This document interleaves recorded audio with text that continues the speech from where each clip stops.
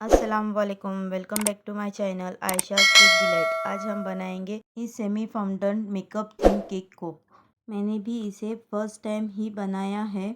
इस केक की ऑर्डर मेरी हाफ केजी की थी, पर यहाँ पर 700 ग्राम तक का केक बन चुका है। हाफ केजी केक बनाने के लिए 150 ग्राम प्रीमिक्स इनफ हो जाता है, पर मैंने यहाँ पर 180 ग्राम प्रीमिक्स से इस केक को बेक कर लिया है। ज़्यादा करके चॉकलेट के ऑर्डर्स होने की वजह से ब्लैक फॉरेस्ट की वीडियोस हमारे चैनल पर ज़्यादा अपलोडेड नहीं है, पर यहाँ पर आप देख सकते हैं ब्लैक फॉरेस्ट में इस तरह से चेरी को कट करके इस तरह से लेयर में ऐड करें और चॉकलेट्स को भी इस तरह से स्प्रेड करें।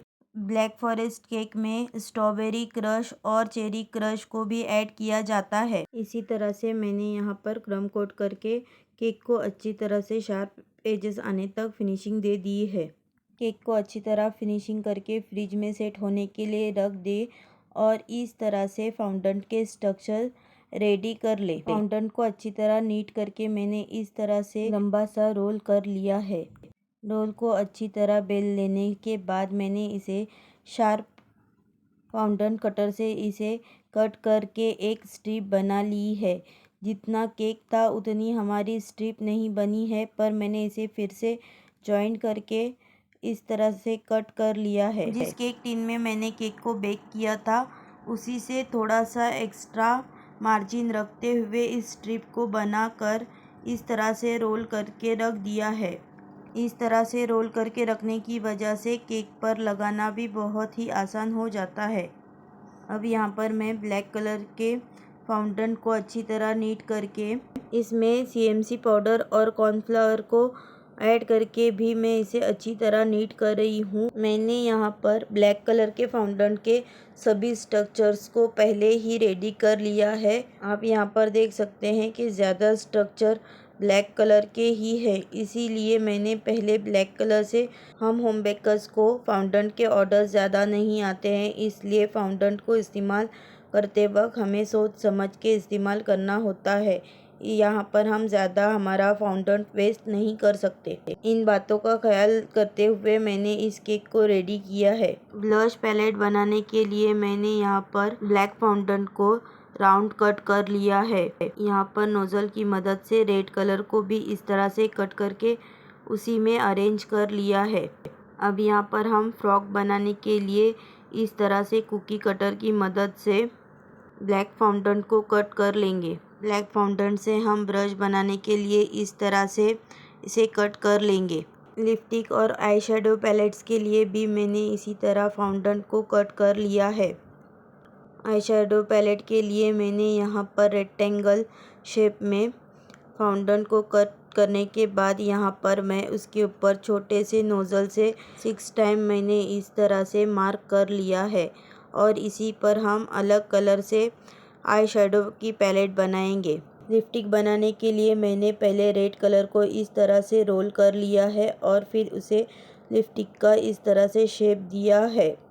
आप यहाँ पर देख सकते हैं लिपस्टिक का शेप देने के लिए मैंने 2 से 3 बार इसे बनाने की कोशिश की है। 2 से 3 बार बनाने के बाद फाइनली यहाँ पर मेरे लिपस्टिक को शेप आ ही गया। लिपस्टिक का ऊपर का पार्ट रेडी करने के बाद मैंने इसे टूथपिक की मदद से इस तरह से ब्लैक कलर से अटैच किया है। लिपस्टिक के दोनों पार्ट को स्टिक करने के लिए मैंने यहाँ पर पानी का इस्तेमाल किया है। फाउंटेन के इस्तेमाल में पानी हम सिर्फ स्टिक करने के लिए ही उसमें ऐड कर सकते हैं और एक्स्ट्रा अगर पानी लगता है तो फाउंटेन मेल्ट हो जाता है। लिपस्टिक को बनाने के बाद मैंने यहाँ पर ब्रश बनाने के लिए वाइट फाउंटेन में सिल्वर जेल कलर का इस्तेमाल किया है।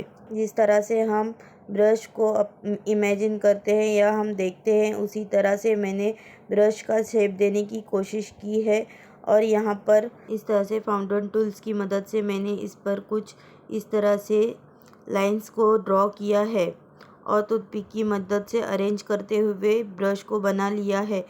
यहाँ पर हम अब आई शेडो पैलेट्स के लिए हमने अलग अलग से कलर्स के छोटे छोटे कुछ राउंड बना लिए हैं, जिन्हें हम पानी के मदद से आई शेडो पैलेट पर स्टिक कर देंगे। यहाँ पर मैंने कुछ इस तरह से आई शेडो ब्रश भी बना लेंगे। जिस तरह से हमने पहले लिपस्टिक बनाई है उसी तरह यहाँ पर और 2 लिपस्टिक बनाएंगे और उनके जॉइंट्स पे इस तरह से इस स्ट्रिप को भी लगाएंगे।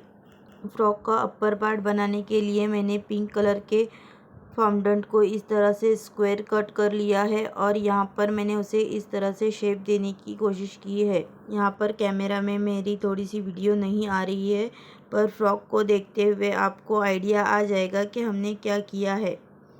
एक स्ट्रिप को इस तरह से कट कर ले और वो बनाएं।